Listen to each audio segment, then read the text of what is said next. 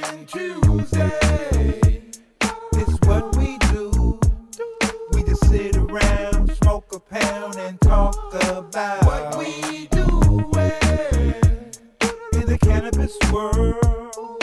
We gon' let you know how the business go on a brand new show. Talking Tuesday. Show you how to do it right. Token Tuesday. Token Tuesday. Token Tuesday, where only the best grows in the West. Powered by California Cannabis. Here we have our luxurious array of products. Welcome to the show, you guys. We're going to have some exciting things on today. Some very interesting things to talk about. One thing I want to talk about or mention that, and I'm going to jump right into it. I got Keith to my left. I normally have Marco to my right, but, you know, the brother's out not feeling well, had his tooth pulled. So, you know, he's at home watching the show, as he should. But we're going to jump right into it, and we're going to talk about something that has plagued, I will always say plagued the industry in the worst way, and we will say taxes. What I want you guys to pay attention to and look for is SB 1059, Cannabis Local Taxation Gross Receipts. Now, I know some of you guys aren't aware of what this is, but as a consumer, you should be concerned. As an owner-operator, you should be concerned. As anyone doing cannabis business and commerce, you should be concerned because this affects your bottom line. Now, we won't talk too much about this today, but I did want to put this on your mind. It's already introduced. It went through the first committee review. It went through the first chamber, and it has passed through the Senate, which is a huge hurdle. And I want to acknowledge Senator Steve Bradford, who always champions bills like this that benefits not just the cannabis industry, but the consumer of the cannabis industry, because this is who it truly affects at the end of the day. It affects your bottom line. You know what I'm saying? So we will come back and talk about that, but I just want to briefly touch something. This bill would prohibit a city or a county from including in the definition of gross receipts for purpose of any local tax or fee on a licensed cannabis retailer the amount of any cannabis excise tax imposed under the cannabis tax law or any sales and use tax by imposing new requirements on local government with respect to their taxes and fees. This bill would impose a state mandate, state-mandated local program. This would include finding the changes proposed by this bill addressed as a matter of statewide concern rather than municipal affairs, and therefore apply to all cities, including charter cities. This California Constitution requires the state to reimburse, you heard me, reimburse local agencies, school districts for certain costs mandated by the state statutory provision established procedures for making that reimbursement. This bill would provide that if the commission of the state mandate determines that the bill contains costs mandated by the state, reimbursed for those costs shall be made pursuant to the statutory provision noted above. So, long story short, and cutting through all the extra language, it's going to save money on taxes. And that will affect the bottom line of the consumer saving money on their purchase. Because keep in mind, those taxes are always handed down. And that is just a fact. What I want y'all to recognize, though, because tonight, if I'm not mistaken, our governor, Gavin Newsom, is going to be speaking the state of address. So if y'all watching that, I want y'all to take one thing home. If y'all don't take nothing home, Gavin Newsom, which I'll let you guys determine whether he's a smart guy or not, good guy or not. He raised the taxes. He raised the minimum wage for workers. And we talking people that flip hamburgers. I ain't saying nothing bad about flipping hamburgers, but you raised the minimum wage on burger flippers, but you didn't raise the minimum wage. You denied raising the minimum wage on healthcare workers. Now, you care more about a burger flipper, somebody that's going to sell you a processed hamburger, which is unhealthy, instead of worrying about your healthcare system and making sure those people are paid properly, because I don't want y'all to forget COVID now. Those were the frontliners. Those were the people on the front line. Your healthcare workers was on the front line, and you don't even respect them enough to up their wages.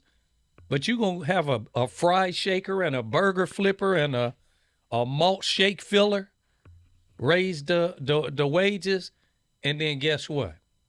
The price of the burger went up. Price of the shake went up. Price of the fries went up. All because it is handed down.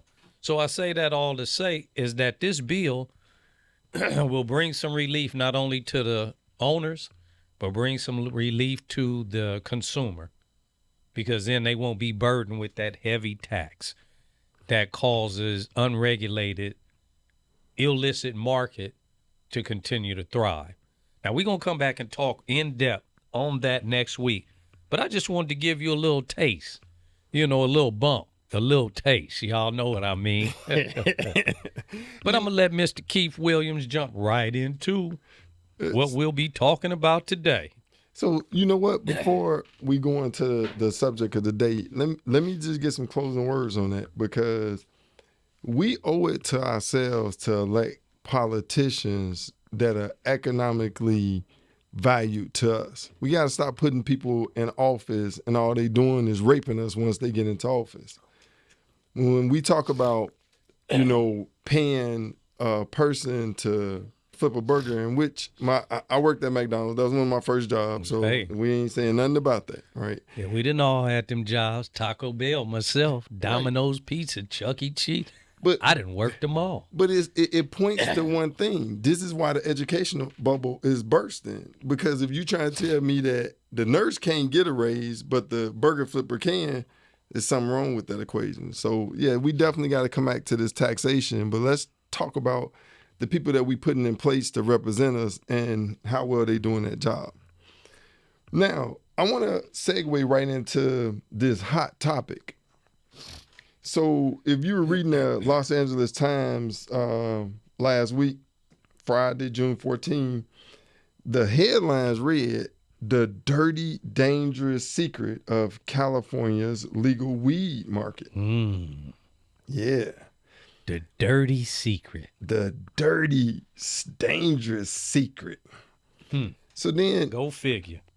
So then a couple of days later in the Ganjapreneur, investigation reveals widespread pesticide contamination in California's legal cannabis market.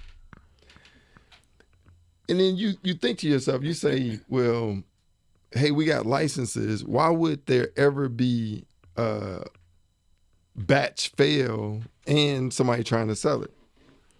And then when you start to really dig down deep, you say, what is being done about these failed batches of cannabis being sold to the public?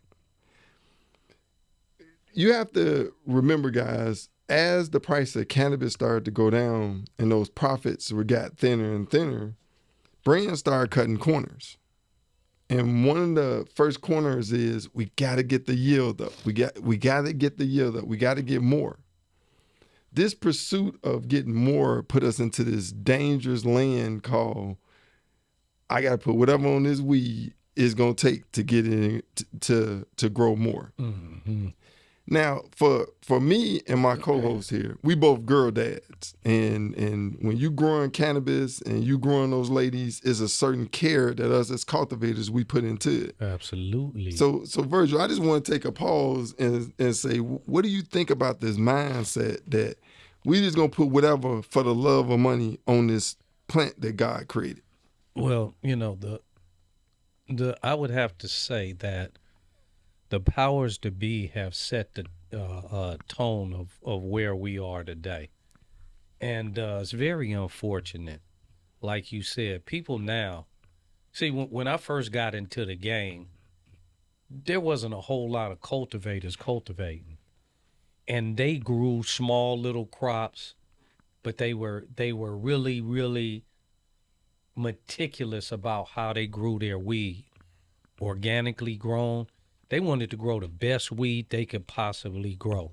That was the mentality of the growers back in the day. Unfortunately, as time progressed and those growers had generation left and handed over to the next generation, that generation was about growing as much weed as they could. And it wasn't about the quality of the weed. It was how many pounds they could grow.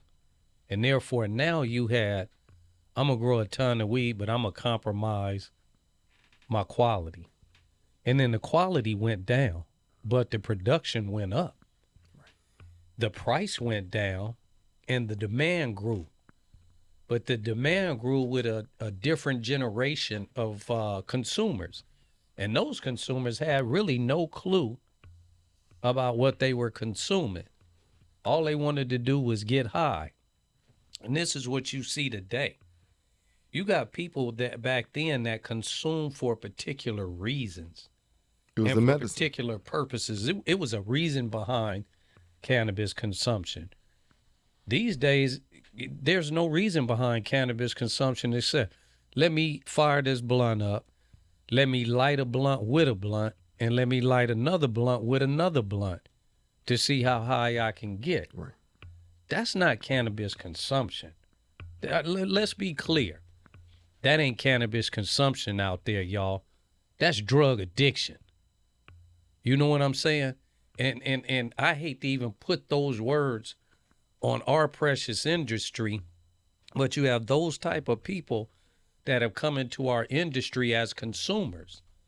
And that's not cannabis consumption. That's addiction. And that's addiction not because the cannabis is addictive. That's addiction right here in your mind. And that's where addiction starts for a lot of people. It ain't always what you eat, what you drink, and what you smoke that's addicting. Because food ain't addicting, but for some people it is. And some people overeat and become obese. So just because you overeat and become addicted to that food and become obese, we need to put it in the Schedule 1 category. Maybe I need to put McDonald's burger in the Schedule 1 category. How about sugar? Or you sugar and all Salt. that. Maybe I need to put a fat burger and McDonald's fries in Schedule 1 category.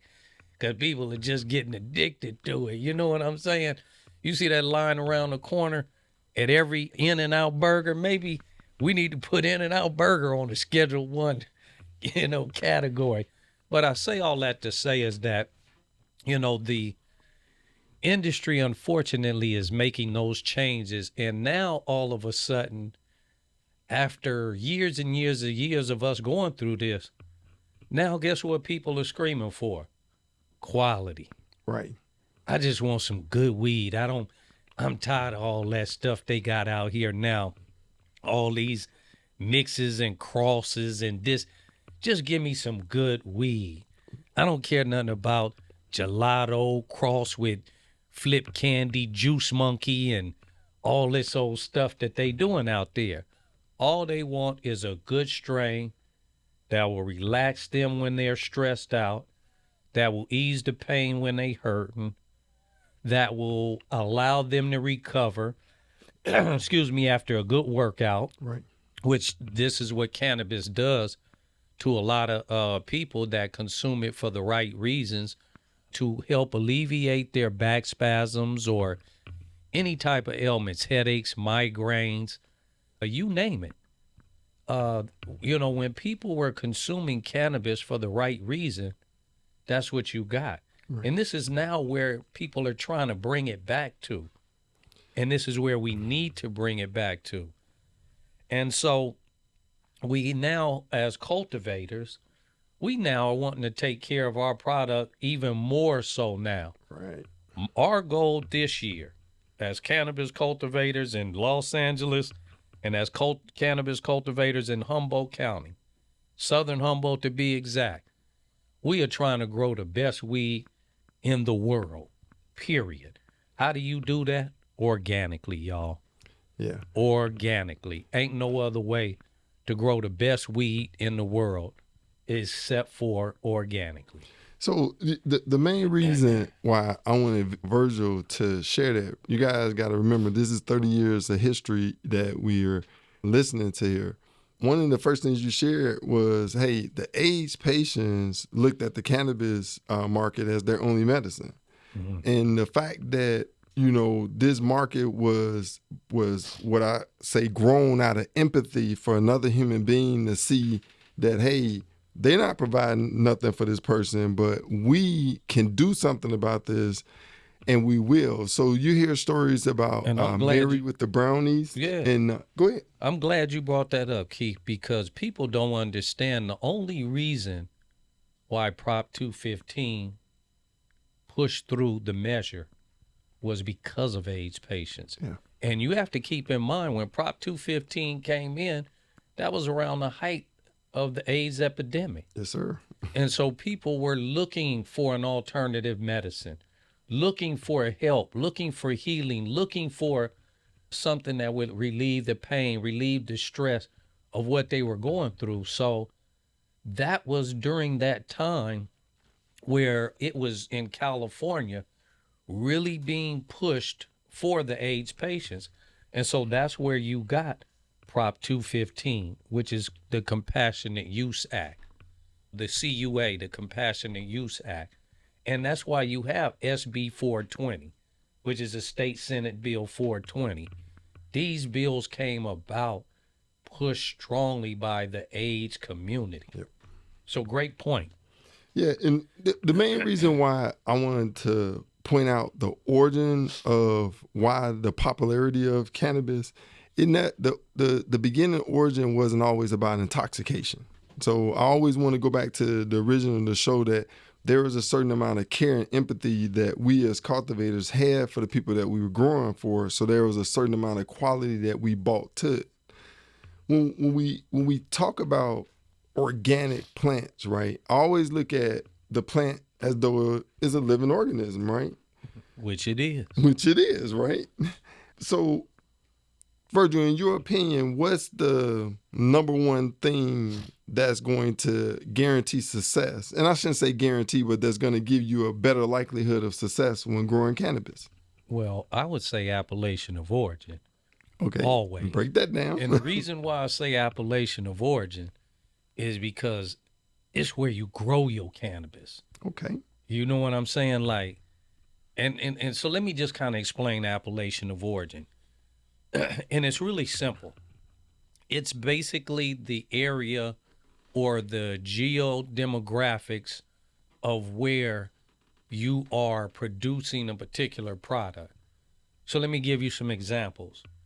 Florida oranges, Idaho potatoes, Kentucky whiskey, Napa Valley wine, Georgia peaches.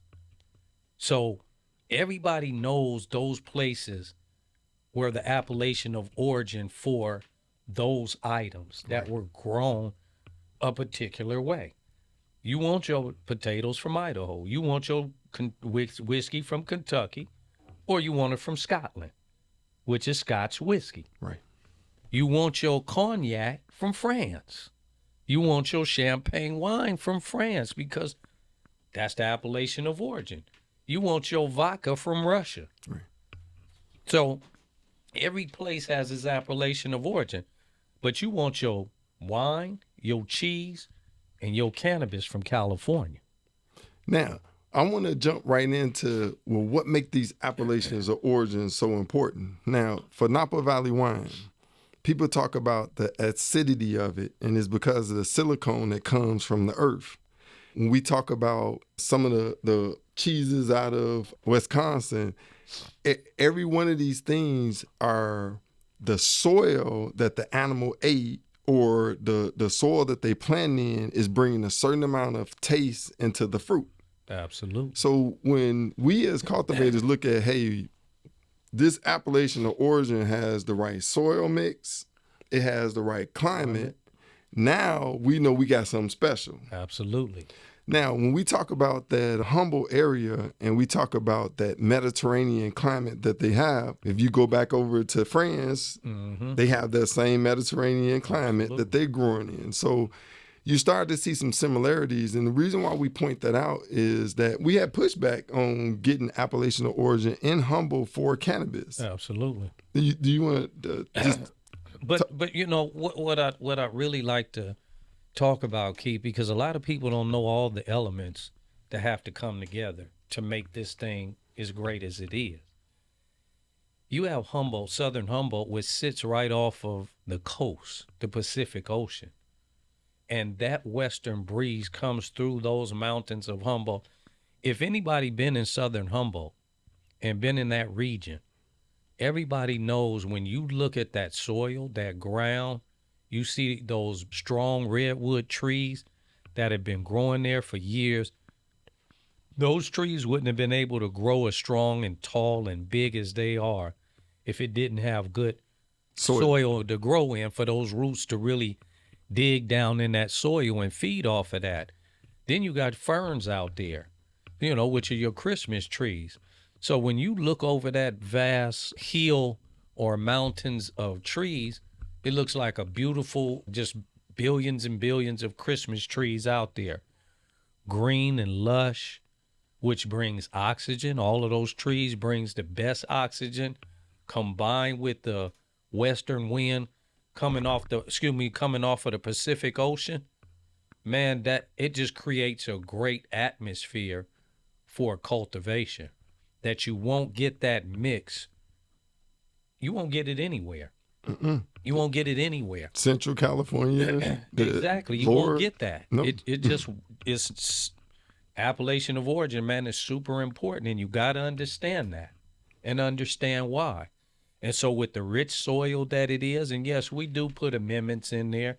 We do put chicken shit. We do have live soil with worm castings and stuff like that. So wait a minute. Let's break that down for the class. So when he says that we amend the soil, you guys have to understand 2 inches under the soil is a root structure called the rhizosphere. In the rhizosphere is where all of the root signals will literally go into the soil. They'll get the nutrient that the plant needs and then zip it back up to it. So if the plant's in its early stages and it's not looking so green, if you amend it with something that has nitrogen in it, you'll start seeing that plant get greener and better. Exactly. As it gets a little taller, you want to put some magnesium and calcium in it to help with its structure, maybe something with a little silica in it to help, get it to stand up. Yep.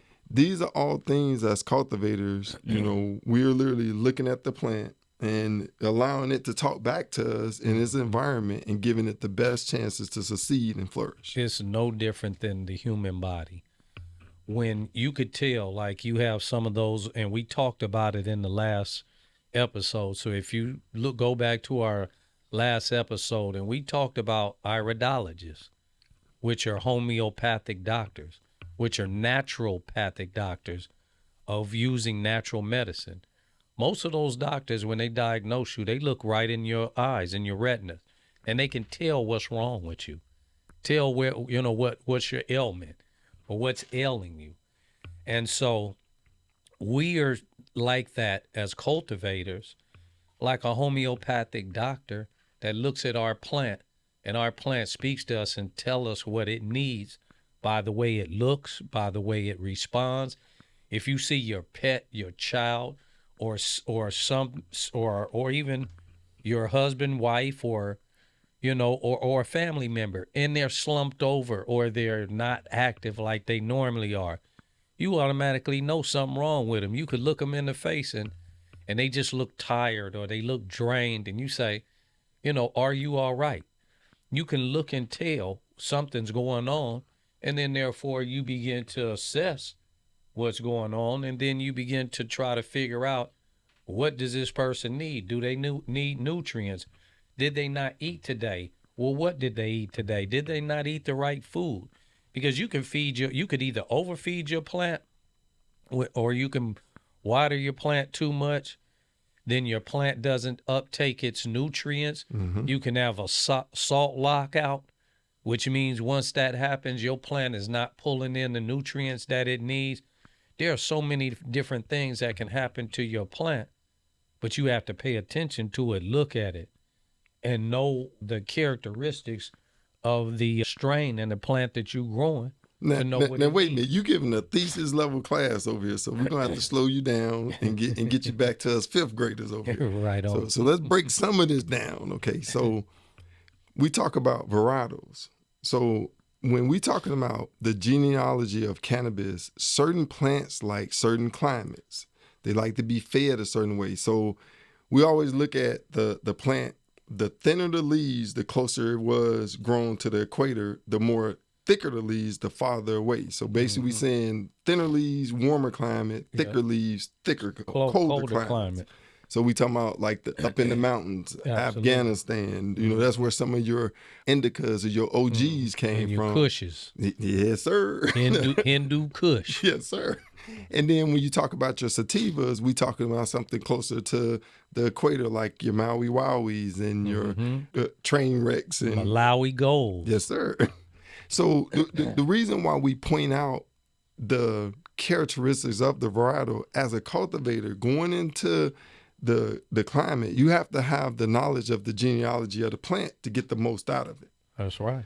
Some plants, because of their origin that they've been grown in, they might need certain things that's just not in soil. So the main reason why I bring that up, this soil that we grow in is called living soil, because we're constantly amending, we're constantly giving beneficial bacteria to give the plant the greatest chance of surviving. Absolutely. Now, I got to talk about a personal thing. When I grew, Virgil was one of the people, because of course his experience, that I always wanted to say, you know what, if I can share my product with Virgil, like I've achieved. And I can remember that first time that I gave him that bag that, and you know what, Virgil, let me let you explain it so I can feel good about my product. Yeah, so Keith came with his product. He had grew it. He had went through his harvest and everything. He harvested, trimmed it up, brought his bag over. And so, I was at the shop, down in production, and he brought the bag over. We opened it up, looked at it, and it came out pretty good. And I was like, yeah, man, this decent right here, because that's all you really going to get up out of me is decent. But if I say decent, y'all know what I mean by decent if y'all did business with me. But it was decent, definitely. He had a good product. He had achieved his goal of what he was trying to achieve as a cultivator, and had a product that was ready for the market, I felt at the time. So did a good job. Keith, prior to that, he was working on it because he had brought me some prior to that, and I was like, And he brought me another batch, and I was like, well, you getting there. Brought me another batch. The nugs is too small. Need to be a little tighter. And so he kept going back to the drawing board. We were talking back and forth, trying to dial the room in.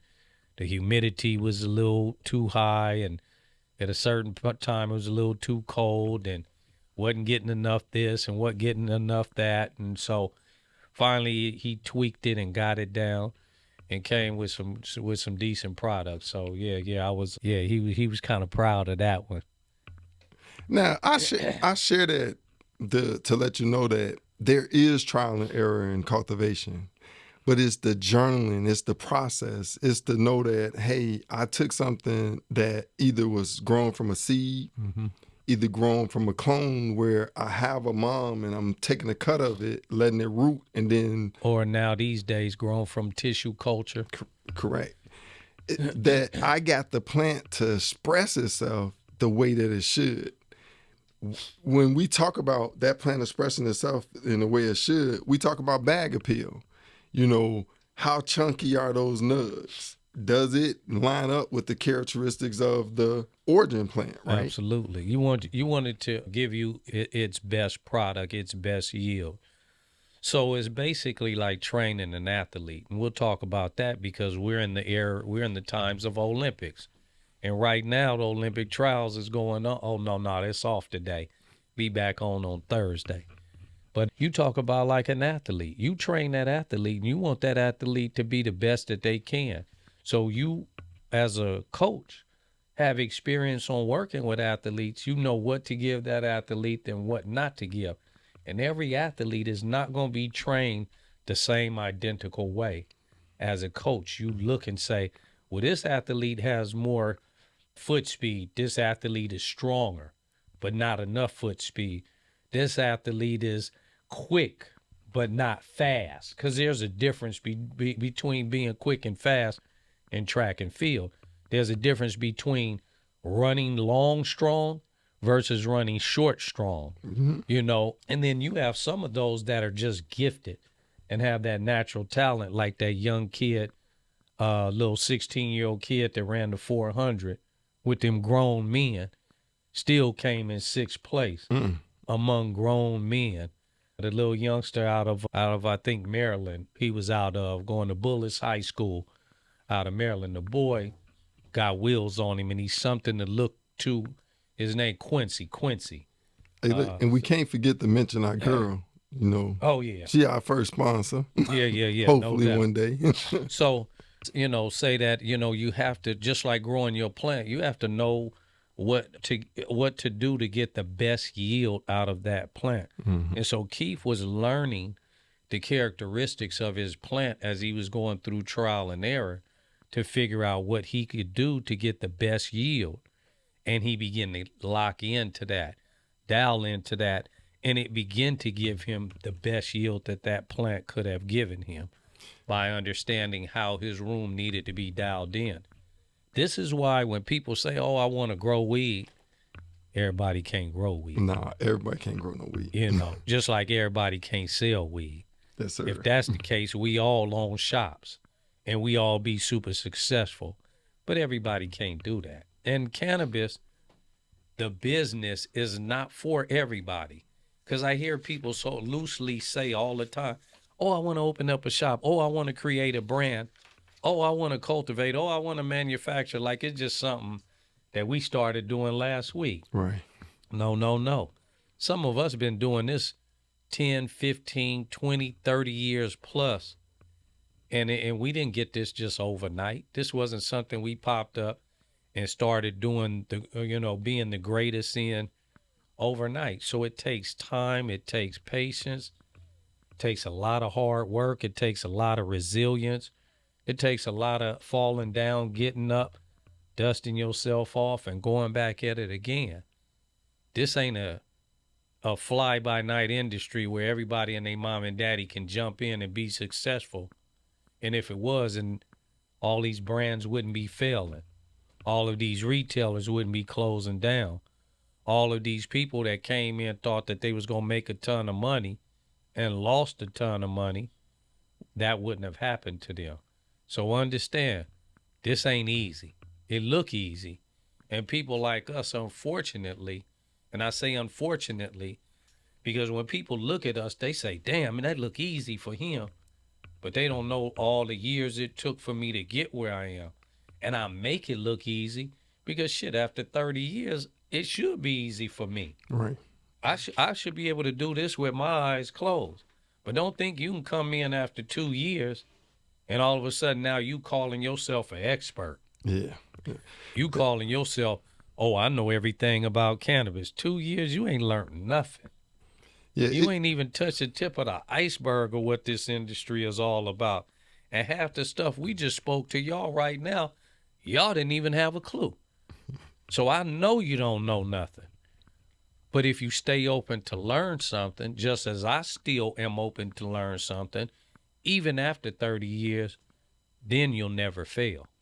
Then you'll learn a lot. So I want to talk more about the cycle of plants and just really, really locking down on a strand and getting the most out of it. So, we kind of talked about those first 4 weeks. Those first 4 weeks, the plant is kind of acclimating to the room. It's growing its root structure. Which means you took it from a clone or a seed, you transplanted in some different soil, and let's just say you transplanted a clone into different soil, or you put it in a room and now it's starting to grow up so that you can let it grow a little taller before you flip it over. It has to acclimate to that. Right. And so you look at it. Is it leaning over wilting? Is it standing up strong, or as we say, the leaves praying, which means the hands are going up, or the arms or the leaves are going up? Is it yellow looking, or is it green, full green? A lot of things you have to look. Do you have spots on your leaves? Do you have just little things that you have to pay attention to? Are the tips burning? There's so many things that you have to be aware of when cultivating this plant and understanding what's going on with it when it's going through this phase. Because sometimes you'll send it through that part and some of them don't take. Some of them will die off. Yeah. That's why whenever we buy clones, and let's say we want 100 clones going in there and we have room for 100 clones, we always buy 110 or 120. Survival. Because some of them ain't going to make it. That's right. Same with seeds. We think all our seeds going to pop. Some of them seeds ain't going to pop. Now, the main reason why I mentioned around week 4, because now we talk about foliar sprays. So now we've talked about how the plant's gonna eat from its root structure, but this plant that God made also can eat from its foliar, which is the leaves, right? So if certain kelps, if you spray on there, it can provide nutrient for it. And if I'm not mistaken, I think kelp's the iron. Yeah. Yes. So, and some people do that. Excuse me for cutting you off. Just so they have an understanding. You ever watch your mom when she's spraying her plants with a water bottle on the top? She didn't water them, but then she may come in and spray the plants on the top. That's foliar feeding. That means they're eating from the leaves. Some people do both. When transplanting, some people feed them on the bottom and let the roots eat a little bit, and then they also spray them on the top to make sure, because sometimes in those early phases, those roots are not eating properly. Right. So you still got to feed your plant sometimes from both angles. And that's what we are talking about when you talk about foliar feeding. Now, one of the key things to both the foliar feed or you feeding through the root structure is the pH, because you want to make sure that you're not feeding your plant a hot feed or something that's acidic, because this is a living organism. So what we tend to do is kind of lower the pH, get it, around that 6 range, 5.6 to 6. And then as the plant matures, now start to, slowly increase the pH. Absolutely. And let's just break down pH, percentage of hydrogen, So it is at times that, we might put a little hydrogen peroxide in there just to aerate the water and give the plant its greatest chance of survival. Absolutely. Now, we to the point where the plant's starting to show pistils, right? And pistils is like basically the first formation of the bud structure itself. Once you get to that point, in our estimation, we don't put neem oil, we don't put literally nothing else on there at that point. We want to start amending the soil and having the plant to create its own SARS, which is a systemic acquired resistance. Yes. Once the plant is capable of doing this, it'll actually create enough resistance that bugs won't bite it. It's called transpiration, not perspiration, where the leaves themselves will let off heat and not allow itself to get enough moisture where you'll get PM or powdery mildew. So speaking of a more organic way of growing weed, and again, we know it's not practical enough to say that you could do this in a commercial setting. And I think that's why we're so against, these big conglomerates coming in and growing like this cookie cutter type cannabis where you really can't care for the plant and have it to express itself in what we consider the most or the best way. Yeah, the most natural way. Let's keep it real. Nothing beats sun grown. I don't care how you look at it.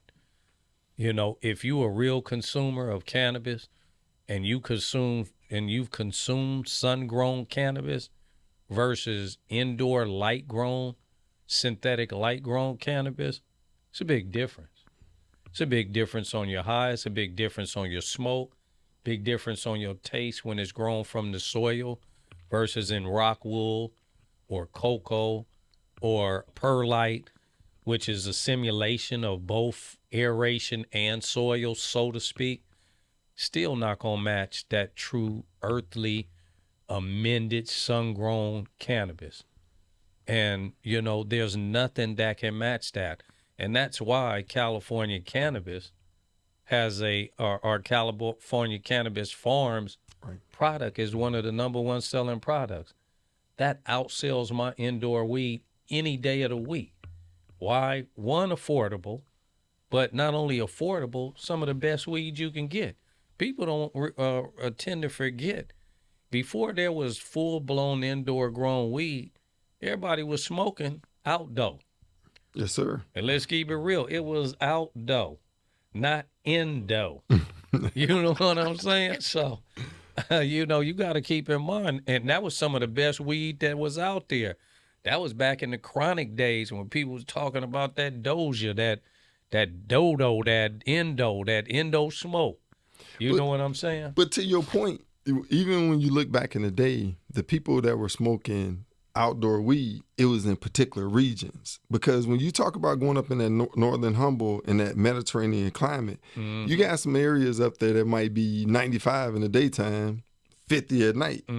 That's what's going to push your THC limits up. Absolutely. So, again, I want you guys to know that appellation of origin is special. When you buying cannabis that came from that northern Humboldt area, which is where Virgil's farm is, we show pictures of it. Southern Humboldt. We show pictures of it on Instagram and stuff, but he's not under the marine layer. He's above it. So he's getting literally like the perfect climate. And that's why that THC levels, the every quality, the taste, the nose, the bag appeal is all there. And it's good that you say that because, Southern Humboldt has grown some of the best weed in the world.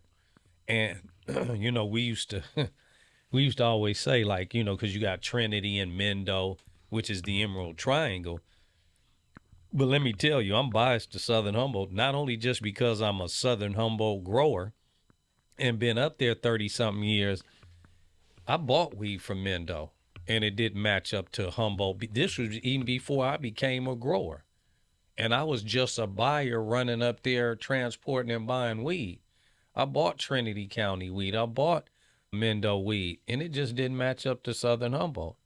Now, granted, some of your best growers and more particular growers and people that were really meticulous about the growth of their weed was there. But also you got to keep in mind, parts of Mendo don't sit right there off the Pacific like we do. Right. Like you get up on the top of my hill, you looking down at the Pacific Ocean.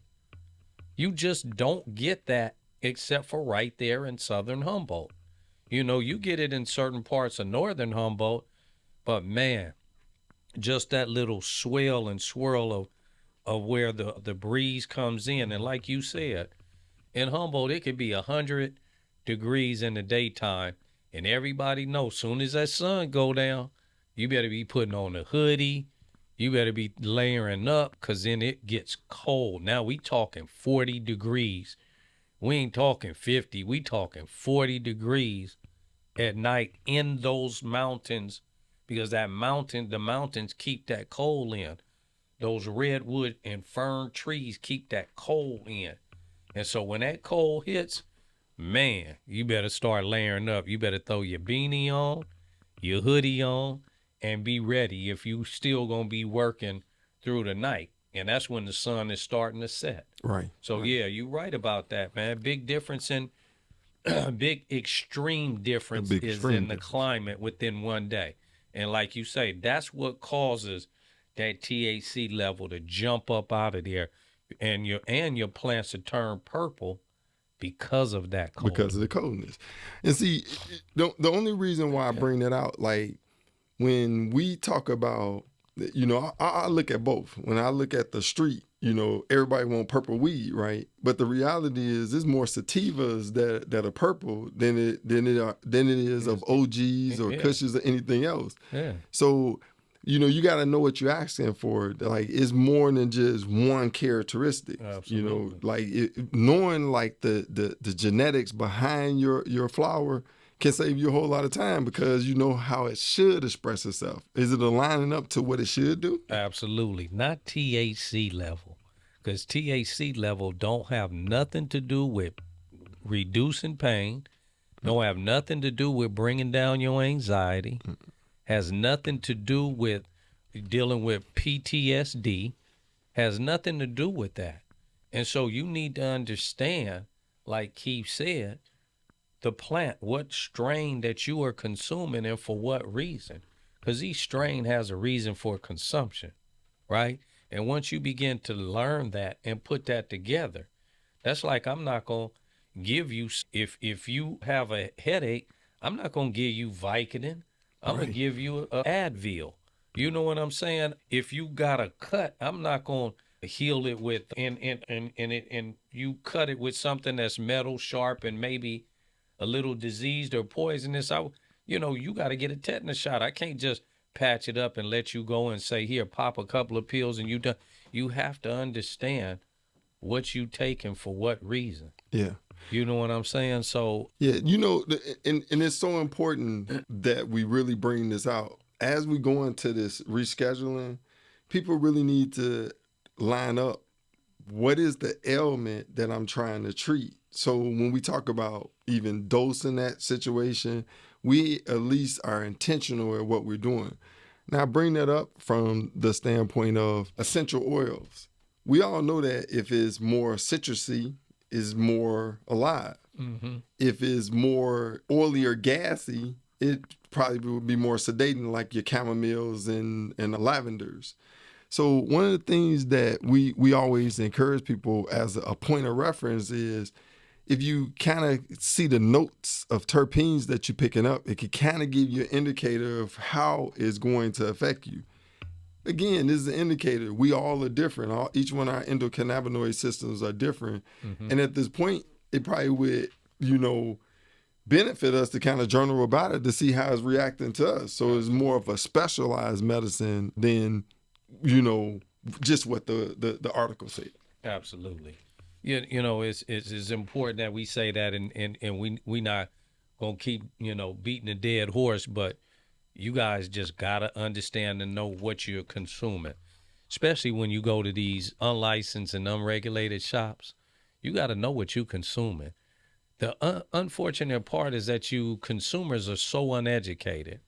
Oh man, I'm just gonna go over here and get this weed because I can get 7 grams for $15. Well, there's a reason you can get 7 grams for $15, fool. Come on now. You don't walk into the store and say, oh, I'm going to go get that Louis Vuitton bag for $25. Right. Fool, it's a reason you getting that Louis Vuitton for $25 instead of $1,500. It's because that shit ain't real. Right. And the weed that you smoking ain't safe. And it's going to harm you in long-term use or even short-term use, depending on what they put on that weed, what they use to grow it, how much phosphor load they put into it, or mitobutanol, or what other pesticides they are using to fight and combat what they're combating while growing their weed in a non-organic way. Come on, man. So wait a minute, Virgil. Again, thesis level class here. When you say stuff that they put on weed, so can you tell them about PGRs and things that are put on weed? And when you put it on there, it's not bad. But now as it dries and it's in the fiber, when you light it, now it's a carcinogen. Exactly. It becomes systemic when you grow in your plant. especially because once again, we told you that if you spraying foliar feeding your plants, if you foliar feed that pesticide that you trying to kill mites or Aphids. thrips or all of these stuff that sometimes attacks your plant, but this is the only way you can get rid of it and then still come out with a decent yield without these mites and mold and everything else killing your plant and knocking your yield down, because you care more about the money than you care about the quality of the plant, because what you trying to do is yield these pounds so that you could go sell them. And pay these taxes. then what you've done is compromise the consumer for your bottom line. And people, we need y'all to understand that as consumers, you can't let somebody compromise your health for their bottom line. Right. So you're not gonna go in there and eat no rotten food in a restaurant, or food that's unhealthy for you, or have been cooked in disease pot. I mean, pots Contaminated pot. Yes, contaminated pots with salmonella and all the stuff that can grow in there. You're not going to keep going back to that place. So you have to take the same mindset and stop going back to that same shop that's not licensed and that is known for selling weed that is unregulated, untested. Now, Virgil, here, I want to point to some things that they could look for when they go to a licensed facility. So what's the advantage of going to a licensed dispensary?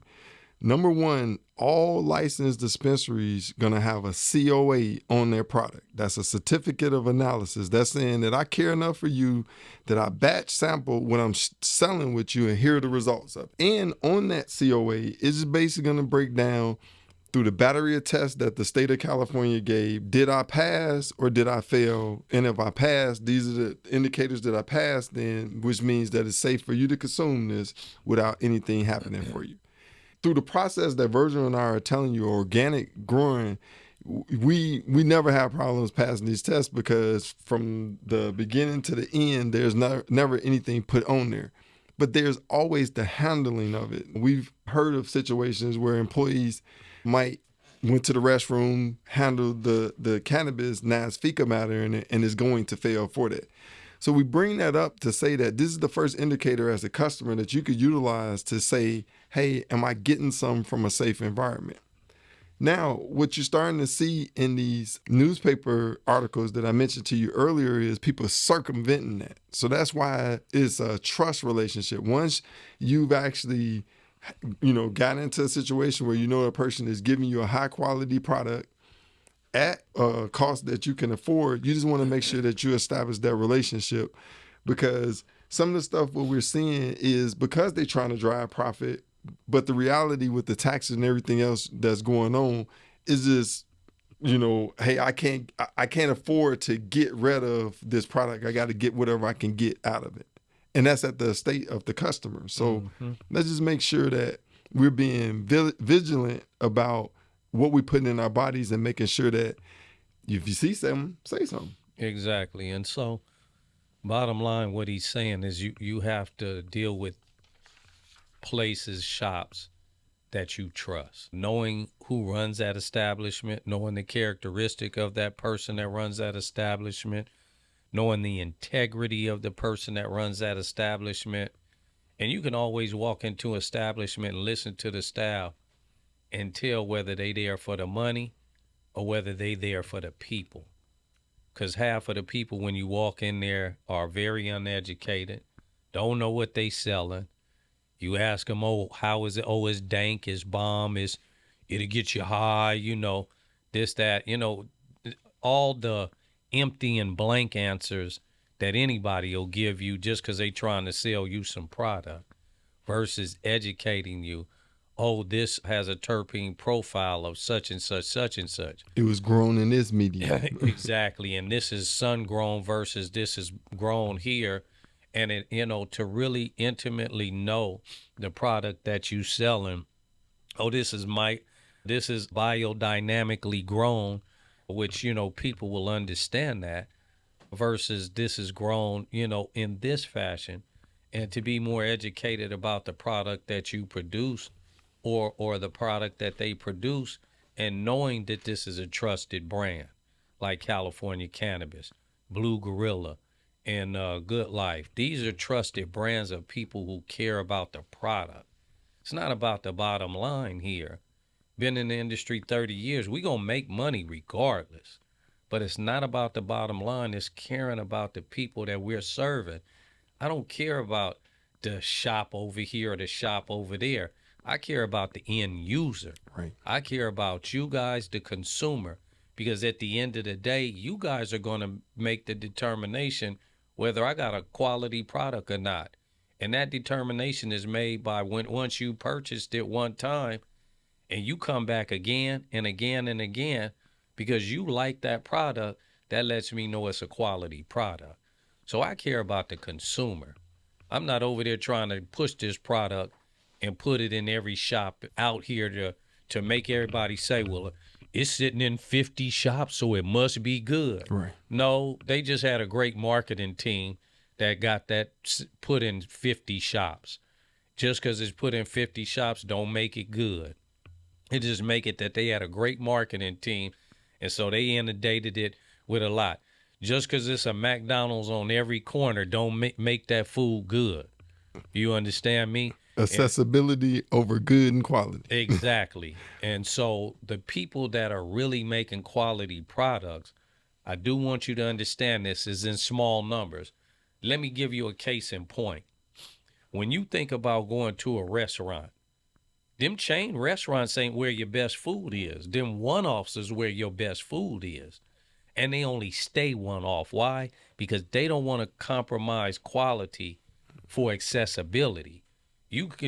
So what? They going to be booked up every time you go there. Why? Because the food is good.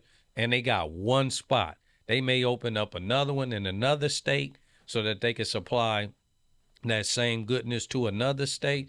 But they ain't trying to expand too big. You either got to get it where they got it or you don't get it at all. And those are people that care about quality and don't want to compromise it, like Keith said, for accessibility. Here at California Cannabis, we got 3 retail locations. You got to get it from them 3 retail locations. We're not trying to compromise quality for accessibility. Now, here's the call of action, because I want to make sure as we educate that we putting a call of action out to our listeners. As you go into these dispensaries, ask that question. Hey, do you have living soil cannabis? Hey, do you have sun-grown cannabis? You do your own sampling. Like one weekend, say, hey, you know what? I'm going to spend so much on this, so much on that, and sample it. Because what you'll find is that each one of those cannabis have situations where it might be okay. But until you know that, you might be missing out on an opportunity to actually experience a well-expressed cannabis. Okay, so around 6 weeks when we left off, we talked about the plant actually showing the pistil. All cannabis plants between week 6 and week 8 is when they're going to do their most growing. Sometimes they triple, maybe even quadruple in their size. At that point, the ECs or electric current is, at a point where you actually can juice the plant. It's just keeping the environment. So from beginning to end, we talking about 8 weeks for OG. Some sativas can grow all the way out to about 12 weeks. Yeah, about 6 to 8 weeks on the average. 12 weeks, like he said, if it's like more on the OG, more on that Hindu, Kush level, those take a little longer. Depending on also what you're doing. So you have also when you're growing outdoor plants, you have a 6-month process because you're putting it in the ground at a certain time. And if you're growing full term, anywhere from 4 to 6 month growth cycle. If you light depping, then you're talking 3 and 3. So you got 3 months growth, and then you got another 3 months growth for your next cycle to come in.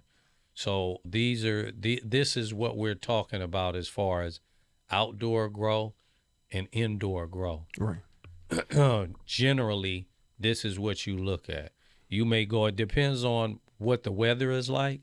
You may go in the ground April, May, just depends on what the weather is like and if it's permissible or if you're growing a plant And this is what we talked about earlier, a plant that can take the cold. Because sometimes it's still cold during those times, right? It's still, as we say, June gloom, so to speak, or whatever. But let's just say it's still cold. Some of those plants don't take well in the ground, and it won't give you your best yield. So if you do go in early, like we say, around March, April, or anywhere from early to mid-March, and it's still cold, you got to go in there with a plant that can take that cold. Right. You know, other than that, you wait and go in a little later, but you don't get your yield off as quick and as good as the next one. But I guarantee you'll get the most out of your plant if you go in really right on time or later. You'll get the most out of your plant if that plant can handle the weather or what you're taking it through. I mean, or the weather or what you're putting it through prior to, versus allowing it to just go through the regular cycle. Yeah, and this kind of dictates, like the cycle time of varietals kind of dictate what shows up on the shelf. If I got a demand to make money, I want cycles that's going to be, like he said, between that 6 and 8. Why? Because I could get 5 cycles a year. If I got 12, if I'm got a plant that needs 12 weeks, 12 times 5, I done already bust out those number of weeks. It's only 52 weeks in a year. So I want to plant something where I could try to get the most out of my grow because I got bills that I have to pay. Shorter yield. So there you have it, y'all. That's Cultivation 101 Yes, with your boy Keith and myself here, Virgil Grant. Y'all know who I am. You now know who Keith is, and Marco would normally be to my right, but the brother's out today, and he would have added his added value to it, but we'll catch him next Tuesday on Token Tuesday. Just want y'all to look at some of the product we got here. We have here some very lovely product displayed by California Cannabis. We have our all-organic cannabis-infused sun-brewed tea. If you drink it cold, it works as a sativa. If you drink it warm, it works as an indica. Very tasty. Then we have our icicles here. Icicles are, and everything we do is handcrafted. This is hand brewed, not with machines and so on and so forth. This is hand done. Our icicles are hand rolled, painted in oil, distillant, and rolled in the finest keef. Also, and there are 5 in a pack, minis. And then we also have our icicles, and these are 3.5 grams to be exact. Our icicles here again in the jars are 4 joints in here, and they are, 5 joints, and these are handcrafted with a glass tip, painted in oil, and rolled in the finest keef. Our number one seller is our CCOG, because that is our proprietary strain, CCOG. We also have Dusteds, a 1.5 gram blunt, painted in oil, rolled in keef, hemp wrap with a glass tip, finest. And then we have our Drippin' J's. Drippin' J's are terp flavored joints, really amazing. One of our number one sellers, and because it's super inexpensive, number one sellers. These retail for $30 out the door, retail for $35 out the door. There is nobody that has a 3.5 gram 5-pack pre-roll retailing it for $30 out the door. There's nobody with a 4 gram 5 mini pre-rolls covered in keef and distillant for $35, 4 grams out the door. And our dusted blunt, $20 out the door, $10 out the door. And then we have, just for those that don't want all of that infused stuff in there, and just our regular good indoor flower, we have right here is our 5-pack, and that is a 3.5 gram premium high-end flower for $45 out the door. And our illustrious, lovely tea here is $25 out the door. And Virgil, I got a call to action also on your products. So anybody that enjoys the dojas, I would ask you to just try those products out and look at the money that you spend for the doja and the money that you're going to spend for that, and make that make sense. Absolutely. And so that's what we have here, ladies and gentlemen. Keith has a few array of some products here we'd like for him to display? So the one product that I'm really proud about is Blue Gorilla. With this brand, what we seek to do is address the depression and anxiety that's going on in our community.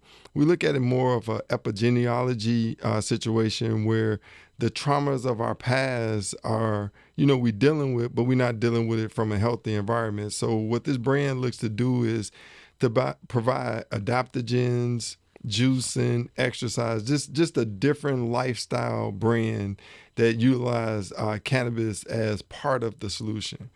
We also have Good Life, which next week we're going to talk about the veterans. So last week the military struck down the fact that you don't have to worry about getting hot on a test for enlistment. No longer would be tested for cannabis anymore. Once you get in the military, you no longer can use. But as veterans, once you get out, they saying that it's okay, but they not giving prescriptions. What we want to do at Good Life is start to raise money for these veterans and help them out. They need this medicine. It's better than anything that doctor's going to prescribe, and it's going to keep them lively and with us. So the Good Life for veterans, and we talking about military, ex-police also. And then the last thing I want to tell you about is just the Royalty by Be Green. This is a CBD blend for older ladies that might be experiencing arthritis. This is a quick way of getting cannabinoids into your skin barrier. It'll penetrate right into your blood. And actually, you'll see mood changes by just, rubbing it on your hand.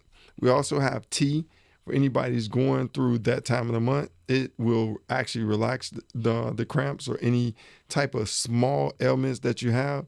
This is a product that my family uses, so I always recommend something that I see will provide somebody else. And then for the sports figures out there, I know you heard of Bengay, but this Royalty Balm is something that you can rub on your back if you have any type of strains or pains. Within minutes, we talk about it with numb it. And what I've found with this product, as you start to stretch and actually, provide movement, you'll start seeing the area get better over time. All right. So y'all see it here live on Token Tuesday. Thank y'all for tuning in. To my left, I have Keith, and normally to the right, I would have Marco, but he's out today because he had his mouth. They done stole a tooth and sold it up. You know what I'm saying? He can't even go give it to the, he gonna try to sneak that in to the tooth fairy or something, Maybe get him a joint or something out of it. I don't know. But anyway, Marco, we love you, we all right, brother. Yeah. He'll be here next Tuesday. But thank y'all for tuning in on Token Tuesday, powered by California Cannabis, where only the best grows in the West. Token Tuesday, it's what we do.